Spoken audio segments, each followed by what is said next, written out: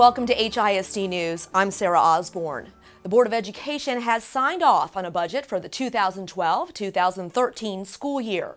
Board trustees approved a $1.58 billion budget at a special meeting on June 21st. The financial plan does not include a tax increase, but it will provide a pay raise for all HISD employees. The raise will help keep HISD competitive with other surrounding school districts when it comes to salaries. The approved budget also addresses the loss of nearly $50 million in state funding through a variety of cuts and department consolidations. About $17 million will be covered by reducing the amount of general fund money that is normally transferred to HISD's debt service. School construction and renovation work approved by Houston voters in 2007 is nearing completion on budget. However, a report from an outside consultant shows there is still more work to be done to repair and replace aging and outdated schools. Denise Cantu explains. As a result of the 2007 bond, HISD has opened 60 new or replacement schools, 6 are under construction, and 2 are in the planning stages. However, the majority of those schools are at the elementary level. They look to the elementary schools in terms of what those can do for communities, but ultimately high schools are where all the kids are going to go. High school principals like Westside's Mike Madonna and others gathered in the HISD Board Auditorium on June 21st to hear details on a proposal that would address the needs of HISD's aging high schools, most of which are over 50 years old. They need to be modernized. None of us would feel comfortable walking into an operating room in a hospital that was built in 1925. There are different tools that doctors use. There are different tools that teachers need. Representatives from the independent consulting group Parsons presented on an overall assessment of HISD facilities to the Board of Education. They also made a proposal for a $1.89 billion bond in which 42 schools across Houston would be rebuilt, renovated, or renewed. Among them would be 8 complete high school replacements, the construction of 2 new early college high school facilities, and renovations and expansions at 15 other existing high schools. The proposal would also cover technology upgrades at all of the district's 279 campuses, as well as safety and security improvements. HISD principals at the presentation say they like what they've heard, even if their school was not on the list to be replaced. I think it's great. I think this could be terrific for the district and for the city as a whole to really address the high schools as beacons for the community. I think this is wonderful. I think it's very exciting, much needed. Of course, always a little scary when you're talking about some major renovations at schools and rebuilds of high schools, but it's very needed in our district, in our city. If we're going to lead our kids to a better education, we need to give them the facilities to do it in. HISD board members will continue reviewing the proposal over the next 2 months. They have until August to make a decision on whether or not they want to pursue a bond referendum during the November 6th general election. The teaching and learning never stops at HISD schools, not even during the summer, which is actually one of the busiest times for campus leaders. This week, principals and assistant principals began preparing for the upcoming school year by studying the district's revised and improved curriculum. Deborah Sanchez has more.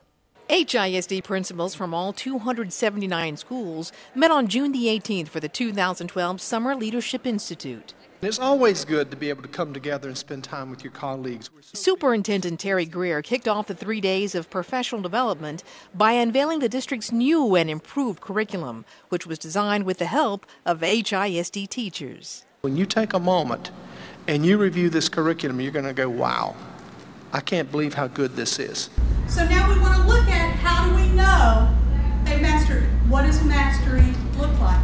Afternoon breakout sessions provided principals with a closer look at the document, which is more rigorous and is aligned to state standards, which prepare students to be college and career ready.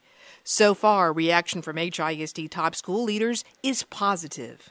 I've seen a skeleton of it, but now I know that skeleton has skin and muscles, and so I can expect more from the teachers. The way the planning guide is set up it's great. I think teachers are going to respond very well to it. This is going to be very useful for new teachers, especially ones that first-year teachers or teachers that are going to be new to HISD. The revamped document is streamlined, easier to read, and is designed to reach all types of learners. You have a wide range of students in the classroom. You're going to have your special ed students, ESL students, and then you have your GT students. So being able to differentiate is going to be a plus, and getting the ideas already in front of you is really going to help our teachers.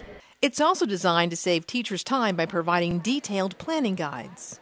My wife is a teacher, and I see what she has to do day in and day out, and we need to have systems in place that make that time for the teacher the most valuable time that it can be. And curriculum-based resources, I think, is the direction to go. It's very detailed, and like you spend 5 minutes doing this and you spend 10 minutes doing that, and there's just a guide that is going to guide the instruction. Teachers will receive training later this summer, but as with any curriculum, it will always be a work in progress. We're going to continue to tweak it and continue to develop it. We've had it vetted by national experts all over the country.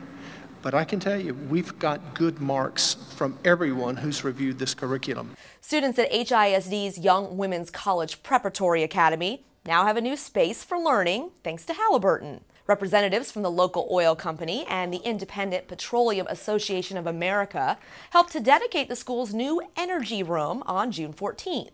Students will use the room to study, research, and prepare for various math and science competitions. We wanted to create a beautiful gathering space for the girls in the Engineering and Geoscience Academy here at Young Women's so that they could work on research projects, hold their Energy Club meetings, listen to guest speakers. There's so many great opportunities, and women need to be included in these opportunities. So their ability to research it, understand it, and see how they might fit in the future of the oil and gas industry is perfect. This past spring, the school became the third HISD campus to open a petroleum academy under the guidance of IPAA. The goal of the academy is to prepare students with the skills they will need to pursue jobs in the oil and gas fields. Students at HISD's other single-gender campus are also benefiting from a generous donation. Thanks to a $31,000 grant from the Moody Foundation, students at the Young Men's College Preparatory Academy will receive complimentary school uniforms in the fall. Nearly 80% of YMCPA students are from low-income families, and many students and their parents cannot afford the uniforms, which consist of blazers, slacks, and ties. Making the move from elementary to middle school can sometimes be difficult. That's why many HISD schools offer summer transition camps. Take a look. Kiana George admits she was a little nervous about going to middle school, but now it's been awesome with all the activities, and I feel like I know Johnston better. Kiana and nearly 100 of her future classmates recently attended Johnston Middle School's Summer Bridge Camp. Summer Bridge is that opportunity for students to get to know Johnston before they have to come. Pi, Chi, Psi, and Omega. From learning the Greek alphabet to making culture wheels celebrating their heritage. We did like all sorts of projects and we played games. I don't have a favorite part. Everything was just so amazing and fun. Students at the 4-day camp got to know the campus, their classmates, and their teachers. We find that if they have a chance to make some friends, if they have a chance to meet a few teachers, tour the school, a lot of their anxiety goes down and their excitement goes up. 2 light bulbs. We need 4 cans. Incoming 6th graders at Marshall Middle School are also getting a taste of what's to come. The Marshall Catamount Camp lasts until early July and is keeping students busy with hands-on learning activities. For them, it's kind of new because they're like, gosh, we have to do all of that within one period. So they're going to already know what's expected of them. Those expectations include learning how to work independently as well as in groups, plus navigating everyday routines. They get to have lunch in the cafeteria or breakfast in the cafeteria.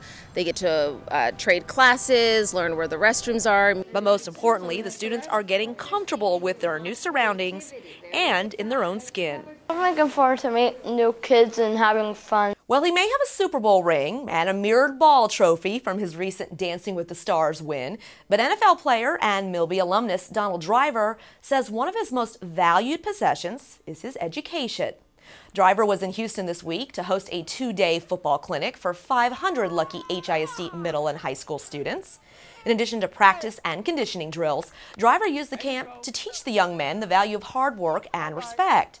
He also stressed the importance of getting an education and not relying solely on athletic abilities to succeed in life. If I never would have made it to the National Football League, at least I have my education to fall back on. And that's what I want these kids to know, that, let education be number one in your heart, and then let sports be secondary. Driver graduated from Milby in 1993 and went on to Alcorn State to earn his college degree. He was drafted in 1999 to play for the Green Bay Packers, where he has been ever since. He's currently working on getting his master's degree in computer science. Time now for the HISD Fast Fact of the Week, and it relates to HISD's recently approved budget. Because of cuts to public education, the state now only pays 21% of HISD's budget, compared to 26% a year ago. That's it for this edition of HISD News. Be sure to keep up with the latest news happening at HISD by following us on Twitter, YouTube, and Facebook. We leave you now with a recent performance from the Poe Elementary School Choir. Until next time, I'm Sarah Osborne.